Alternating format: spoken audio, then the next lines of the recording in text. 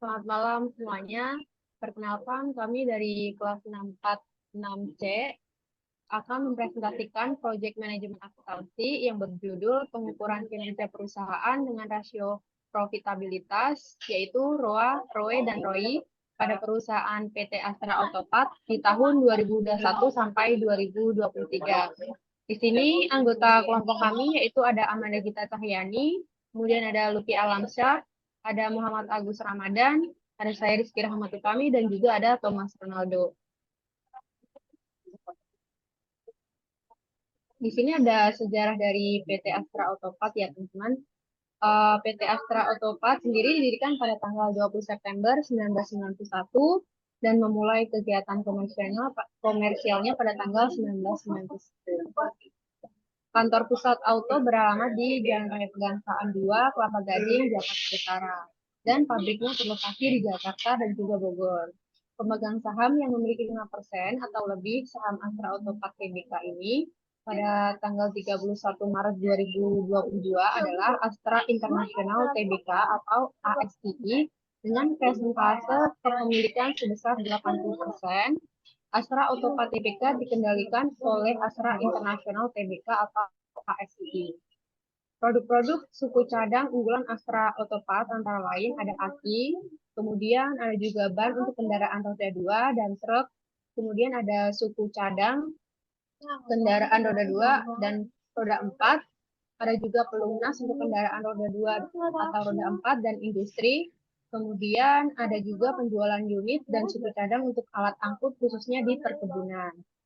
Pada tanggal 29 Mei 1998, Auto memperoleh pernyataan efektif dari Bapepam atau LK untuk melakukan penawaran umum ya IPO kepada masyarakat sebanyak 75 juta saham dengan nilai nominal 500 per saham dan harga perdana sebesar 575 per saham. Pada tanggal 15 Juni 1998, saham tersebut telah dicatat kepada Bursa Efek Indonesia. Next. Kemudian di sini ada latar belakang ya teman-teman. Keuangan perusahaan merupakan pilar utama dalam berjalannya suatu perusahaan. Perkembangan dan kemajuan suatu perusahaan dapat diketahui melalui laporan keuangan perusahaan. Adanya laporan keuangan perusahaan dapat menunjukkan beberapa banyak produksi yang didapat oleh perusahaan tersebut dalam satu periode. Perusahaan manufaktur adalah perusahaan yang terlibat dalam transformasi barang, bahan, atau zat menjadi produk baru. Perusahaan manufaktur memiliki pabrik yang menghasilkan barang untuk konsumsi publik. Next. Kemudian di sini ada rumusan masalah ya teman-teman. Yang pertama ada bagaimana rasio profitabilitas ROA di perusahaan PT Astra Autopat pada 3 tahun terakhir, yaitu tahun 2021 sampai 2023. Kemudian yang nomor 2, rumusan masalahnya yaitu bagaimanakah rasio profitabilitas ROE di perusahaan PT Astra Autopat pada 3 tahun terakhir, sama tahun 2021 sampai 2023. Kemudian ada juga bagaimana rasio profitabilitas ROI perusahaan PT Astra Autopat pada 3 tahun terakhir 2021 sampai 2023. Next, Thomas Ronaldo.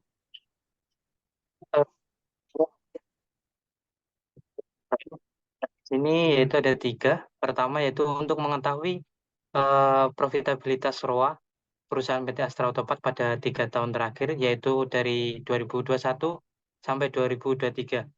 Yang kedua yaitu untuk mengetahui profitabilitas yaitu ROE perusahaan PT Astra Autopat pada 3 tahun terakhir dari 2021 sampai 2023. Kemudian yang ketiga yaitu untuk mengetahui profitabilitas ROI perusahaan PT Astra Autopat pada 3 tahun terakhir dari 2021 sampai 2023. Selanjutnya yaitu landasan teori.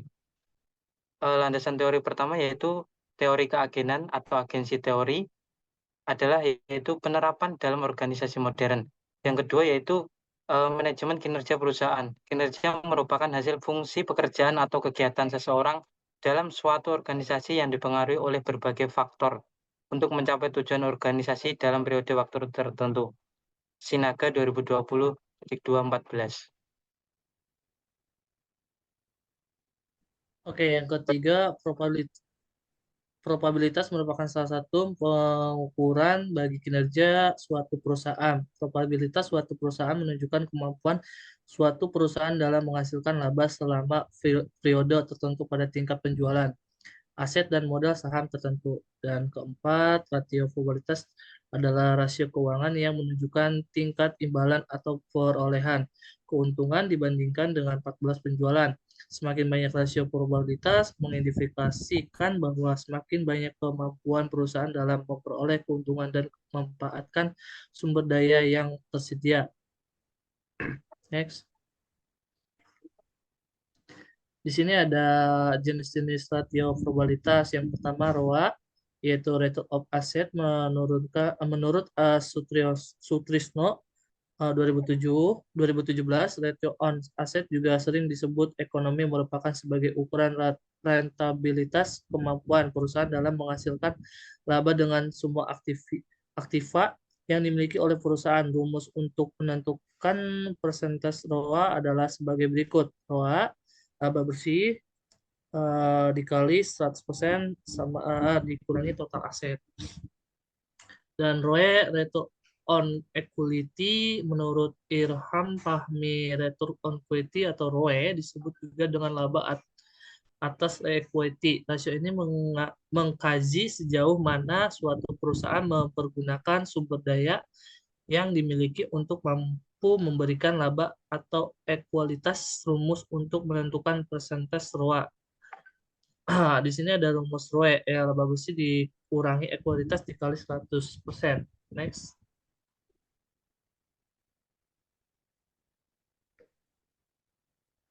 Di sini ada ROI, Return on Investment, menurut Harry 2017 titik 2126, hasil pengembalian atas aset return on asset merupakan rasio yang menunjukkan hasil return atas pengguna aset perusahaan dalam bentuk menciptakan laba bersih.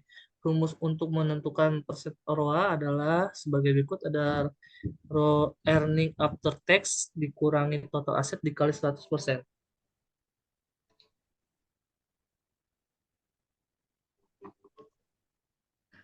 Tujuan rasio probabilitas untuk mengukur atau menghitung laba yang diperoleh perusahaan dalam suatu periode tertentu.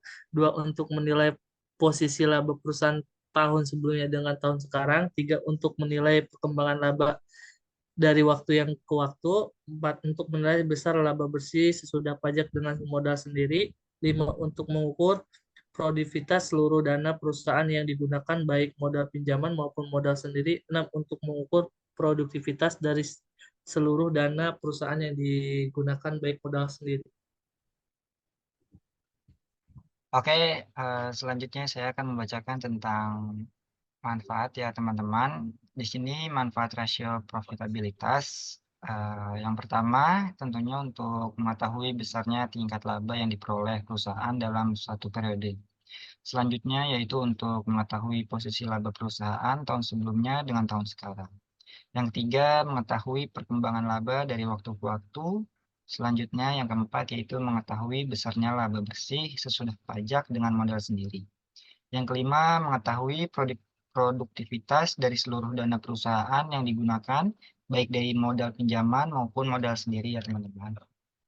Oke, selanjutnya di sini ada pembahasan terkait analisis rasio profitabilitas pada PT Astra Auto Parts. Jadi hasil analisis rasio profitabilitas dengan metode ROA, ROE, dan ROI dari data keuangan PT Astra Auto Parts adalah sebagai berikut. Oke, saya akan menjelaskan tentang nomor 1 dan nomor 2, yaitu tentang ROA dan ROE.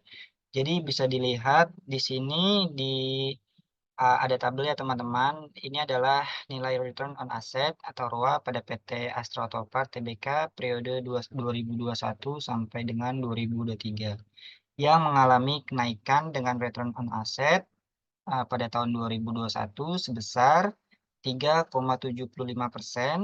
Selanjutnya yang tahun 2022 itu mengalami kenaikan sebesar 7,96%.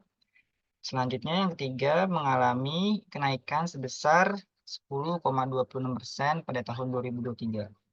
Jadi semakin tinggi rasio ini berarti semakin besar kemampuan dari modal yang diinvestasikan dalam keseluruhan aktiva untuk menghasilkan laba bersih.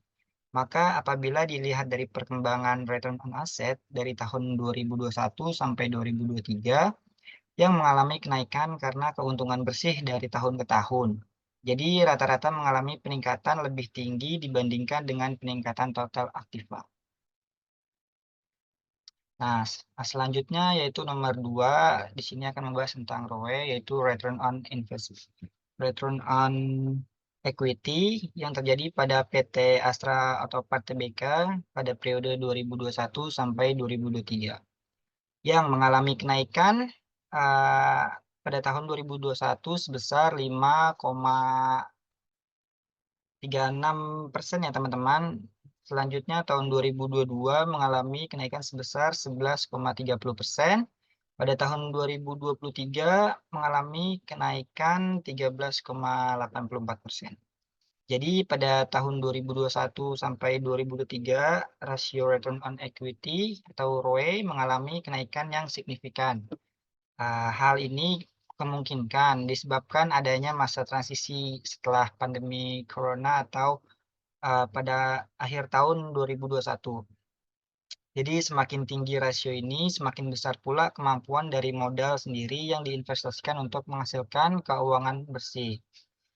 Maka apabila dilihat dari perkembangan rasio return on equity atau yang disebut ROE dari tahun 2021 sampai 2023 yang mengalami kenaikan karena keuntungan bersih dari tahun ke tahun, rata-rata mengalami peningkatan dibandingkan dengan peningkatan total aktifanya. Selanjutnya yang nomor 3 akan dibahas oleh Amanda. Silakan Amanda. ROI atau Return on Investment. ROI pada PT Astra Otopart pada tahun 2021 rasionya sebesar 4%, pada tahun 2022 rasionya sebesar 8%, pada tahun 2023 rasionya sebesar 11%. Dapat dilihat pada tabel 3.3 nilai return on investment pada PT Astra Otopart periode 2021 sampai 2023 mengalami kenaikan dengan return on investment 2021 sebesar 4%, return on investment 2022 sebesar 8%, dan return on investment 2023 sebesar 11%. Hal ini dapat berarti semakin tinggi nilai return on investment atau ROI, artinya profit yang didapatkan dari suatu kegiatan investasi juga semakin besar. Sebaliknya, return on investment rendah berarti keuntungan atau profit yang didapatkan tidak optimal dan menandakan bahwa keputusan investasi tersebut kurang tepat. Berdasarkan hasil penelitian pengukuran kinerja perusahaan PT Astra Otopart dengan rasio profitabilitas, dapat diambil kesimpulan bahwa penggunaan rasio profitabilitas seperti ROA, ROE, dan ROI merupakan metode yang efektif dalam mengukur kinerja keuangan perusahaan. Dengan menganalisis rasio tersebut, manajemen dapat memperoleh gambaran yang jelas tentang seberapa efisien perusahaan dalam menghasilkan keuntungan dari sumber daya yang dimiliki. Selain itu, dari hasil pengukuran kinerja perusahaan PT Astra Otopart dapat disimpulkan bahwa performa keuangan perusahaan tersebut cukup baik. Rasio profitabilitas yang tinggi menunjukkan bahwa perusahaan mampu menghasilkan keuntungan yang optimal dari investasi yang dilakukan, modal yang digunakan, dan aset yang dimiliki.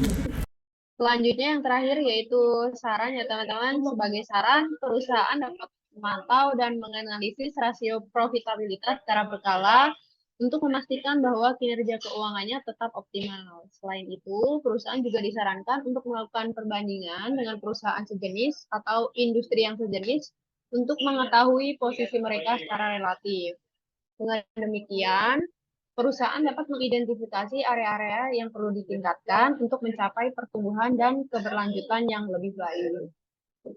Dengan demikian, pengukuran kinerja perusahaan dengan menggunakan rasio profitabilitas, yaitu ROA, ROI, dan ROE, merupakan langkah penting dalam manajemen keuangan yang dapat membantu perusahaan dalam pengambilan keputusan strategis dan juga perencanaan keuangan yang lebih baik. Cukup sekian presentasi dari kelompok kami, kurang lebihnya mohon dimaafkan.